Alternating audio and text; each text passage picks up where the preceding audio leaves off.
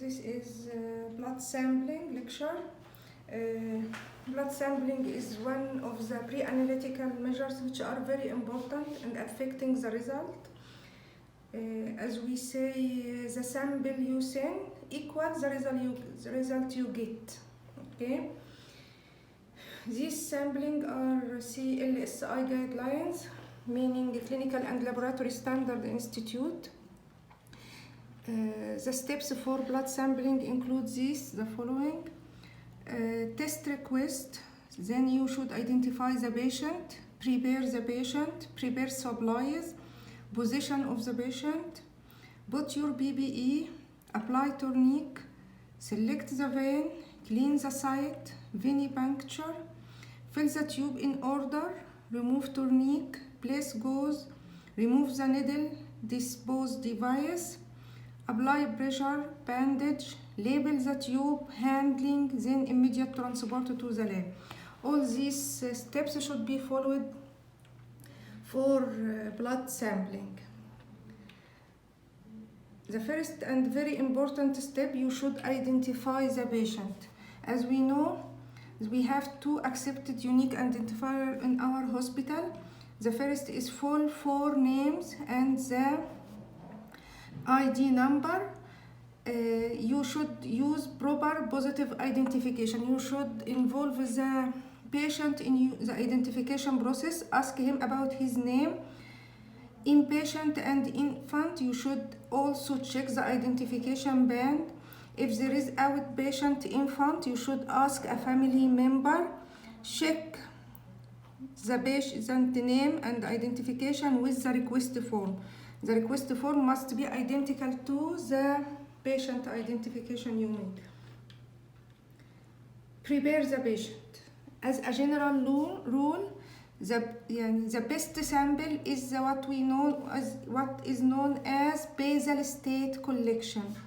Basal state collection, it is the preferable for all blood tests to be collected in the morning from 7 to 9 a.m. At this sample, fasting could easily last for 12 hours and only water is permitted. No coffee, no tea. In the morning of the sample, no cigarette smoking and no caffeine drinks. Okay. Preparing of the patient. Some tests need fasting as glucose. Glucose only 8 hours. If you prolong the period of fast, your liver start producing glycogen and changing it to glucose. It will not be an accurate result. Only 8 hours is needed for glucose. Also triglyceride, we need a fasting period which is more prolonged but only 12 hours. Physical activity. Physical activity affects the result of some tests. The patient needs to be at rest at least 15 minutes before sampling. Timing. Some tests, especially hormones, need a special time for withdrawal. As we know, female hormones, LH and FSH, should be taken at the second day of the cycle. However, progesterone at the 21st day of the cycle. Cortisol, which is what is known as circadian rhythm, it must be taken at 8 a.m.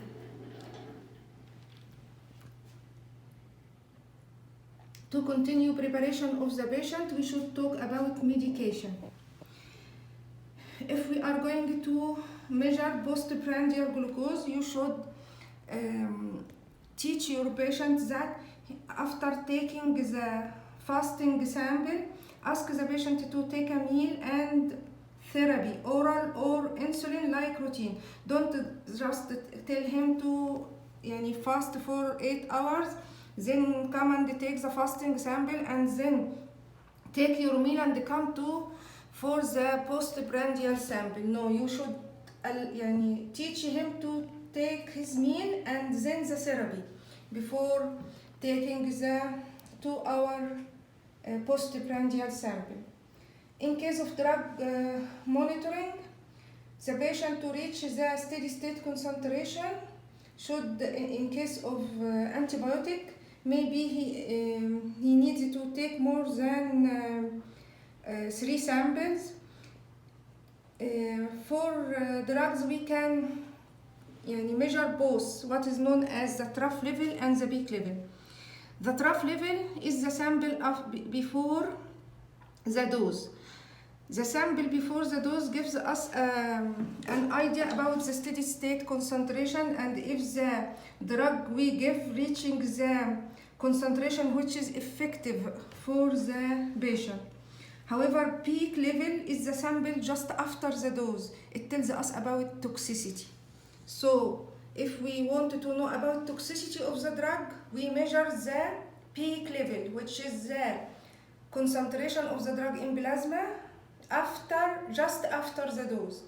However, if we wanted to know is the drug reaching the concentration which is effective for killing bacteria or effective for his mechanism of action, we should here measure the trough level, as we will take the sample just before the dose.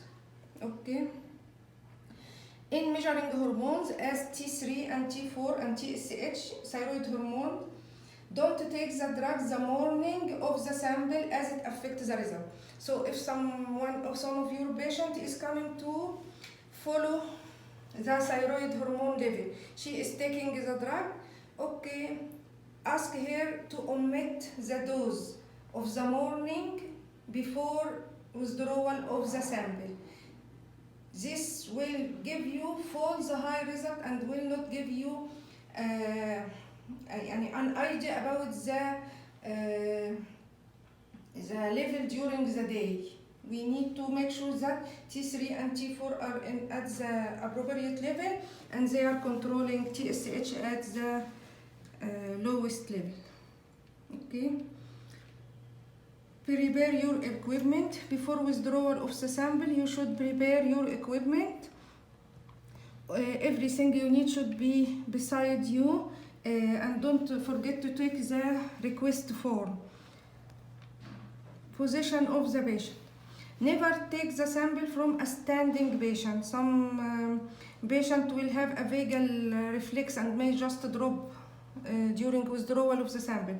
No matter how healthy he is or how physical good he is, or his physical state he is, he might be just a drop like this.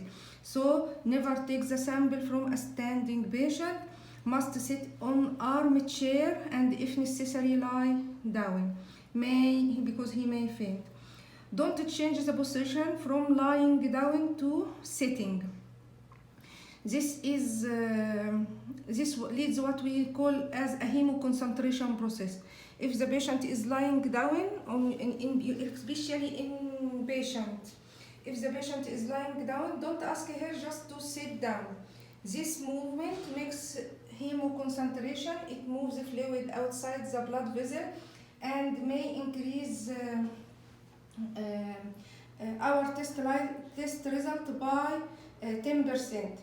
As regard to hemoglobin, it may increase up to 15%. I want to make comment about this hemoglobin result. If your patient is just moving from lying down to sitting, and suppose her hemoglobin result is 10 milligram per deciliter, 10 gram per deciliter, so it may increase up to 1.5 gram per deciliter due to this wrong movement. If you take a sample, it may measure 11.5 instead of 10. Also, if your result is supposed to be 7 and it is the level of blood transfusion, it will read 8.2 and it will not be giving blood according to this result because this wrong movement. This wrong movement may increase hemoglobin up to 1.5 gram per deciliter just because you ask your patient to change the position from lying down to sitting. Only allow it from standing to sitting and from sitting to lying down and not the opposite. Okay, some tests as adrenaline may increase up to 50% due to change of the position. So positioning of the patient is very important as it affects the result you will get. Tourniquet. A tourniquet should be applied 4 fingers above the puncture site to make vein visible. If too close, it may cause hematoma.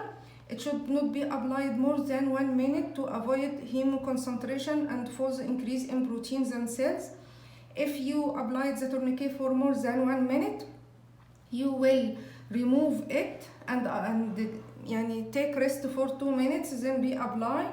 The patient can make a fist but not fist clenching. He might close his hand but not doing this fist clenching of opening and closing his hand. That will increase potassium, lactate, and decrease ionized calcium. Don't use tourniquet for lactate, ammonia, albumin, and calcium. These are highly affected by the tourniquet application. Select the vein. Selection of the vein, you should take your time before selection of the vein, but as it is affect the quality of the sample and affect also the patient satisfaction. If you choose a very small vein and you try and retry, this will make your patient upset. The best sites are median cubital vein, cephalic vein, and basilic vein. Never take blood from the arm on the side of mastectomy. If you have a patient with mastectomy operation, don't take your blood sample from the arm on this side, because it will be there will be more lymph and more affection of the result. From edematous area, from area with hematoma, arm in which the blood is transfused, arm with vistula or vascular graft. Don't take the sample from sites above the intravenous cannula. If you are obliged to take the sample from the arm with intravenous cannula, make sure you are taking the sample below the cannula, not above the cannula. Here are some pictures showing us this an edematous hand. This is the arm close to the side of mastectomy. This is an arm with scar, and this arm with intravenous cannula. All these parts don't take the sample from these sites. When to take the sample from cannula? Use it if newly inserted for the first time. If you have just inserted the cannula, you can take the sample from it. If the cannula is the only available size, you have no other site, but you have conditions here should be followed. Shut off the flow for 3 minutes and report this in the patient chart. Draw 5 to 10 milliliter of blood and discard them before taking the sample. It should be not done for neonate. All their blood is only 100 milliliter per kilogram. Don't discard 10 milliliter of their blood. Clean the site. Use only 70% ethyl alcohol in the proper technique from the center in a circular manner outward. Wait 30 seconds to air dry. Don't just apply the alcohol and then withdraw the sample. Why we will wait 30 seconds? To allow the antiseptic effect, to prevent hemolysis of RBCs during withdrawal, to prevent the burning sensation during venipuncture. Iodine affects the results of chemistry, and don't try to clean your site by using alcohol followed by iodine. This is done only for blood culture, not for routine culture. Iodine affects the result of chemistry. Don't touch the site after cleaning. Fill the tubes in order. When you withdraw blood for many test results, we have to put them in tube in order. The first tube to fill is the blood culture. The blood culture tube should be withdrawn under complete aseptic process. Then you will start with the tube for coagulation. It is the citrate tube, followed by the serum tube, the CBC tube, and at last the fluoride tube or gray tube. So you will start with blood culture tube, then the coagulation, chemistry, CBC, and at last fluoride tube if you need. Okay, every tube should be mixed.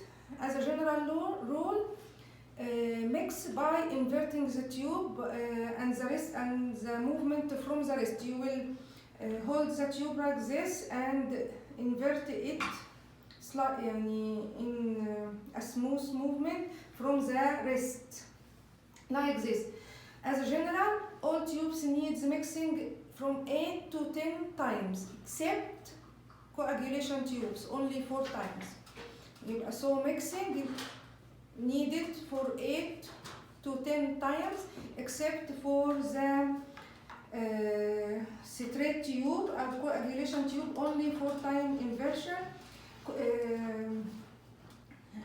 As for serum tubes, they are needed to be coagulated.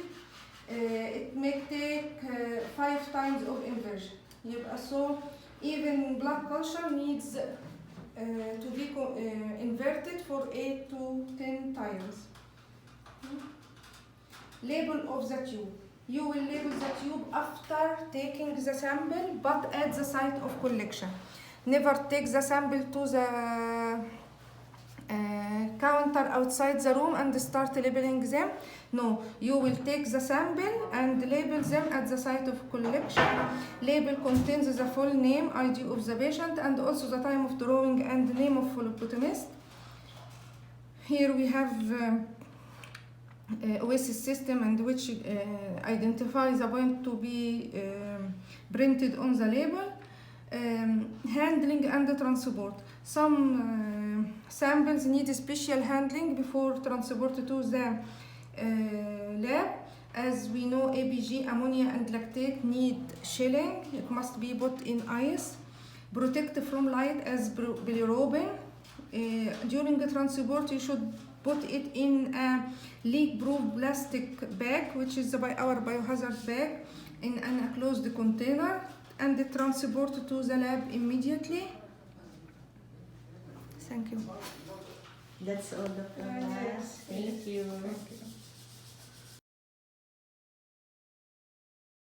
Assalamualaikum. I'm Mama Lynn Ansong, Medication Safety Officer of Pharmacy Department in Maternity and Pediatric Hospital in Hail. Today, I'm going to discuss about proper reporting of medication error. So, the purpose is to provide method for the documentation of all medication errors in a manner that allows reviewing the types and causes with the aim of preventing or minimizing the events. Medication errors have significant implications on patient safety. Error detection through an active management and effective reporting system discloses medication errors and encourages safe practices. So, these are the objectives on how on proper reporting of medication error. The objectives are define medication errors and classify their significance. Understand the extent of medication errors and their impact on patient care. Discuss the medication error. Discuss the many factors that contribute to errors and the impulse to place blame on healthcare workers. Medication error is any preventable event that may cause or lead to inappropriate medication use or patient harm while the medication is in the control of healthcare professional or patients or consumers. There are types of medication error.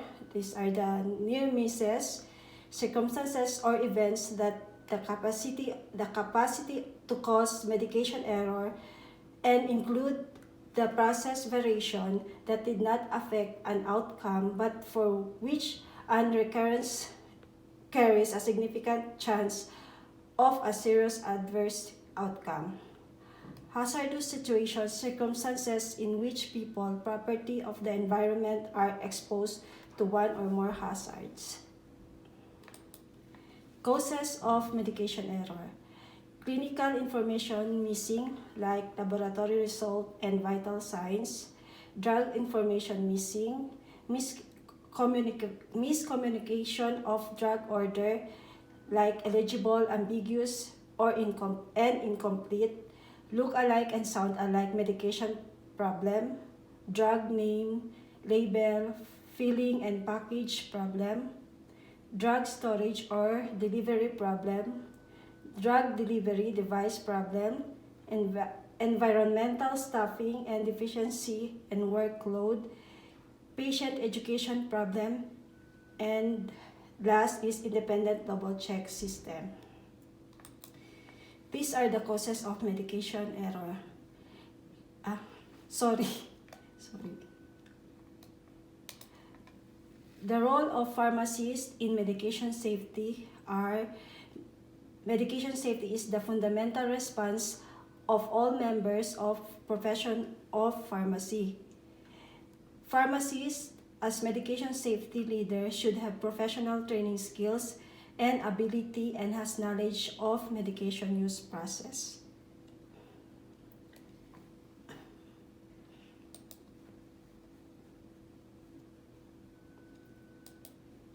Medication error classification, types of error, prescribing, transcription and entering process, dispensing, administration, and monitoring. Prescribing and incorrect drug product selection.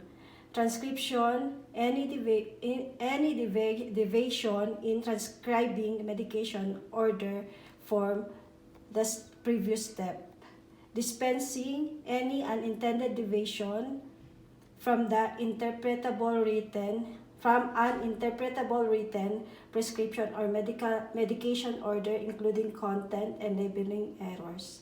Administration, any deviation from prescribed medication order as written on the patient's chart. Monitoring, failure to review a prescribed regimen for appropriateness and detection of problems, or failure to use appropriate clinical data or laboratory data for adequate assessment of patient response to prescribed therapy. Outcome of medication error severity. A. Circumstances or events with capacity to cause error. B. Error occurred but did not reach the patient. It is near miss. C. Error occurred but did not cause harm. Error no harm. D. Error reached the patient and required monitoring to determine lack of harm. E. Error reached the patient and result temporary harm and required intervention. F. Error reached the patient and result permanent harm. Letter G is error reached the patient and required intervention to sustain the patient's life. Error and harm. Error reached the patient, letter H, error reached the patient and contributed to the patient's death. Example of dispensing error. A physician writes an order for primidone for a 12-year-old boy with a seizure disorder. Misreading the physician's handwriting, the pharmacist mistakenly fills order with prednisolone for 4 months. The boy received prednisolone along with his seizure medication causing steroid-induced diabetes mellitus. The DM goes unrecognized and he lied from death ketoacidosis because the drug look alike and sound alike drug that lead to dispensing error. Example of administration error. A critical care nurse tries to catch up with her morning medication. After a patient's condition changes and required several procedures, he is intubated, so she decided to crush the pills and instill them into his nasogastric tube. She fails to notice the do not crush warning on the electronic medication administration record. She crushes an extended release calcium channel blocker and administered through NGT. An hour later, the patient heart rate slow to asystole and he died because of administration error. So these are the steps on proper medication safety reporting. If any caregiver observing or involving or discovering medication error, he or she shall attend to the victim, that is patient and visitor or hospital employee, and etc., and call for help as needed. The caregiver should notify his or her supervisor or departmental director or head as soon as possible after the occurrence of discovery of the medication error, and if the occurrence is severe, take immediate action. Number 3, the attending physician must be notified immediately to take action. Number 4, the immediate supervisor must be notified to assess the outcome and to take action. Number 5, the patient shall be monitored for unwanted side effects. Number 6, documenting the medication errors. The individual discovering the error must initiate the documentation of the medication error using the medication error reporting form. If he or she do not document, his or her immediate supervisor should ask her to document it. The following information of the medication error report must be documented by the individual discovering the error are: patient's information, date of error occurred, date and time error reported, diagnosis, drug name, dosage, form and strength, error criteria or types of error, brief description of error, how event is discovered, is it used by the patient or not, outcome of the patient who initiated the error, who reported the error, was the error repeated, cause of the error, contributing factors, action taken for resolutions, interventions if needed, and recommendation to suggest on how to prevent recurrence of the error.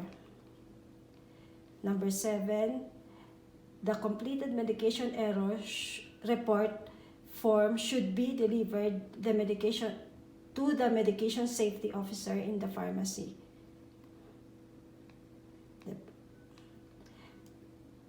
The medication safety officer is responsible to keep all the original completed medication error reporting form in confidential manner. The medication officer must be responded to any employer asking photocopying any medication error reports to prevent using it against any provider for disciplinary action.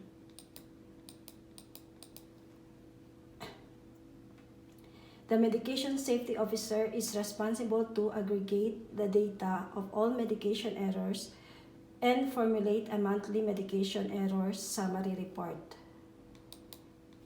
Number 10, the director of the pharmacy or designee shall review all monthly medication errors summary report.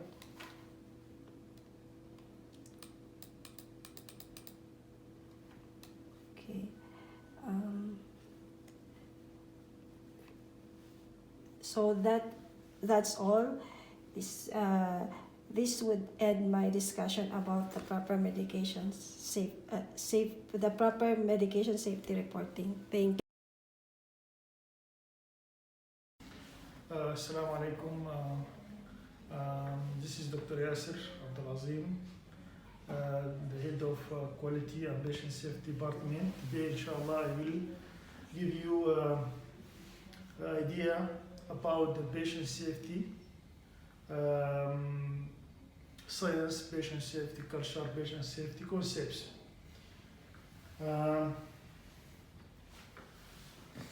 Actually, there are many principles for the patient safety, and we're going also to discuss the building blocks of culture of safety, accrediting bodies expectation like CBAHI or ECI. We are going to discuss the principles of patient safety.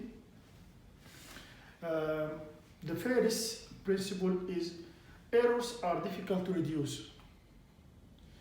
We are expecting errors in the healthcare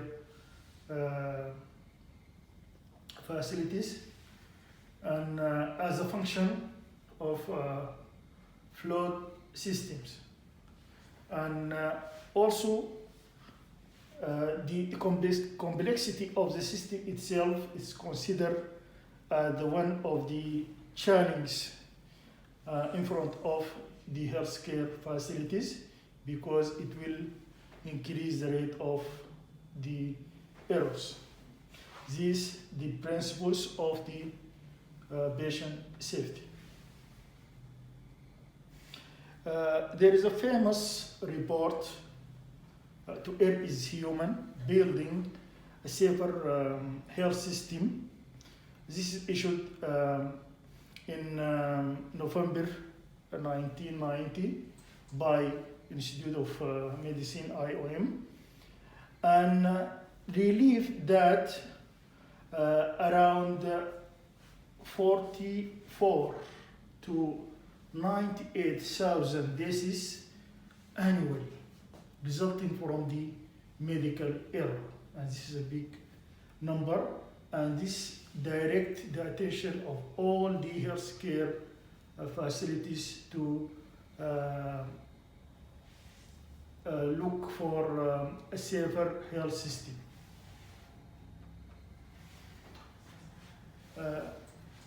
In the safety, first we are talking about first do no harm. This is our main concept, first do no harm.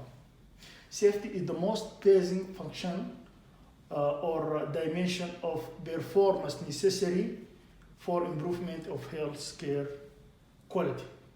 And also safety is underlying reason for the risk management, infection control, and environmental management programs. It is the reasons we insist on qualified clinical practitioners and support staff validating education, expertise, and other credentials, providing appropriate orientation and continuing education and performing periodic appraisal.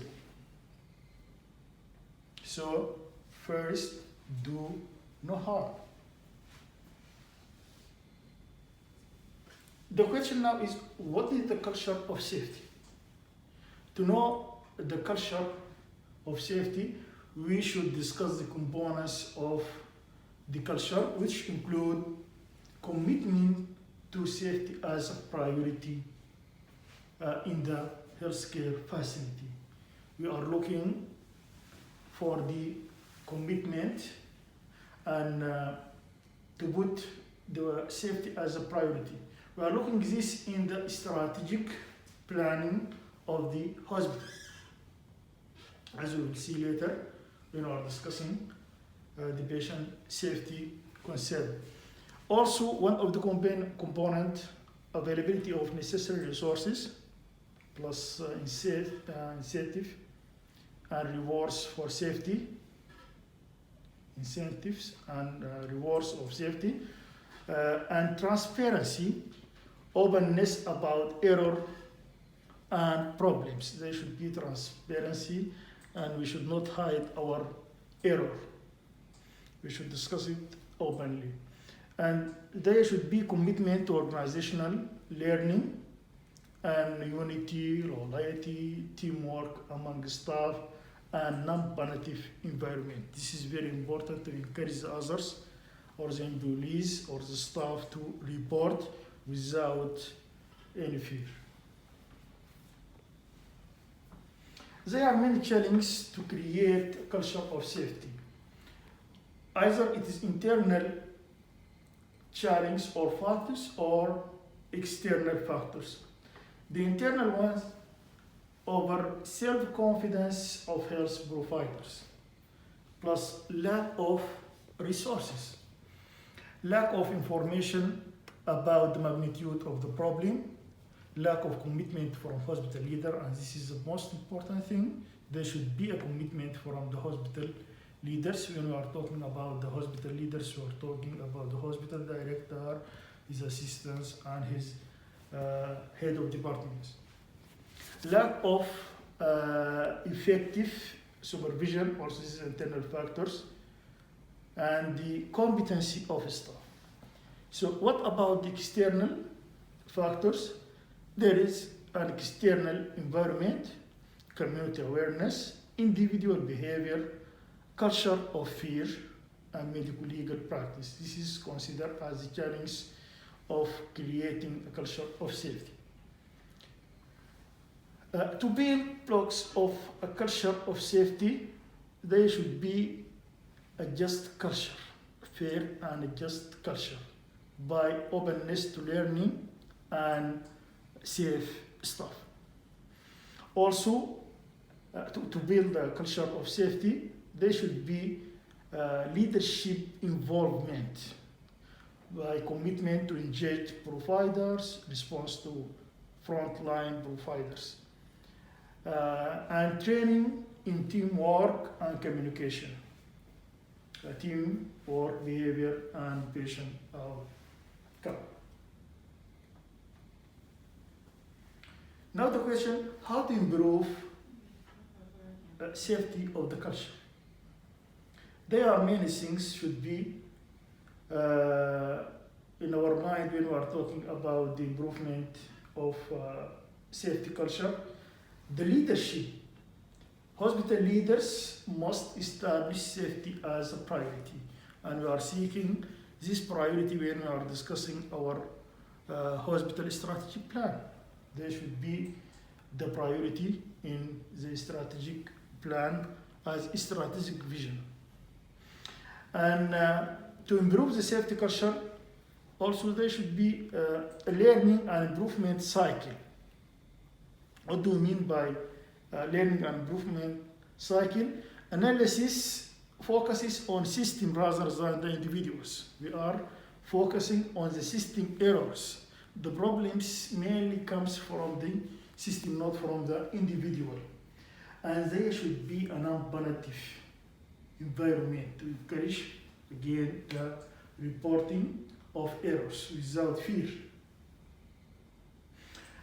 Also, to improve the culture of safety, there should be an accountability. Improvement team members must be held accountable for identifying effective solutions, and also the timely feedback.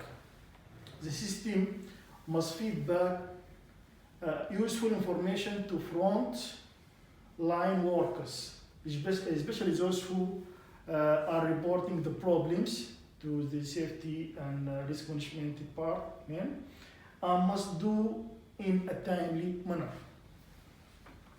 to encourage them to report again and again. Because if there is no any feedback, no one will expect an effective reporting system in the facility. To improve patient safety culture, also, there should be rewards for pursuing safety. A simple but powerful rewarding. Here we are talking about the rewarding system implemented by one hospital was a formal letter of thanks from chief executive. It will be very effective, and it will increase the improvement of safety culture. Also, reporting for learning. The main function of the reporting of errors or incidents to make it as a lessons to get the benefits or to see what are the weakness in the system, and to improve the system by analysis, by discussing the issues and concerns related to the system. Use education and communication strategies to broaden the circle of believers.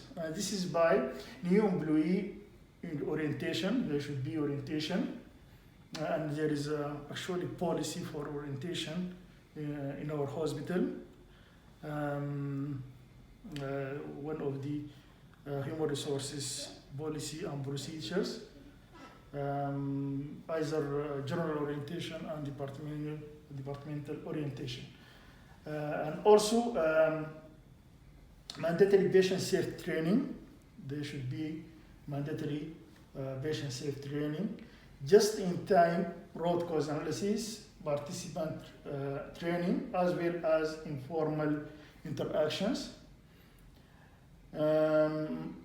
Later we are going to talk about RCA and other occasions. Employee newsletters and email safetygrams can be used to discuss lessons learned and share improvements and recommended practice. This is how to improve the safety culture. Now the question, what are the expectations of the accrediting bodies like SIBAHI? SIBAHI surveyor will expect leaders' awareness about patient safety. During the survey, he will ask the leaders about the patient safety concern, and he will discover to what extent there is an awareness about patient safety. Also, the surveyor will expect patient safety as a strategic goal. As I said before, he will see if it is mentioned as a strategic goal in the strategic plan of the hospital or not. And also, he will expect to see structures related to patient safety, like patient safety oversight mechanism, walk-rounds program, patient safety walk-rounds, leadership walk-rounds, patient interviews program, monitoring organizational performance, and taking action. This is most expectation by the surveyor of the accrediting bodies like SIBAHI. One of the most important issues in patient safety is the international patient safety goals. There are 6 goals. I will mention it quickly. Improve the accuracy of patient safety, improve effective communication, improve the safety of high alert medications, eliminate wrong site, wrong patient, reduce the risk of healthcare acquired infections, and reduce the risk of patient harm resulting from force. These 6 international patient safety goals, and it is one of our program in patient safety department. We are making orientations around regarding these international goals. I will show you our program, patient safety program. This is updating one, MCH High Patient Safety Plan 2020. The program discussing many issues regarding the patient safety, oversight of the patient safety plan, as you see here. and the specific safety program include many issues like policies, education, mechanism to reduce and control risk to patient and staff, an occurrence supporting system, proactive activities like FINEAS, a process for immediate response to medical errors and sentinel event, and this is a program also in our program, mechanism to incorporate all related functions and safety programs, performance measurements, and documentation and reporting, safety program to be oriented with hospital safety officer, like environmental and equipment, improvement, hazard and safety issues. This is idea about our program or plan, the updated plan in the hospital.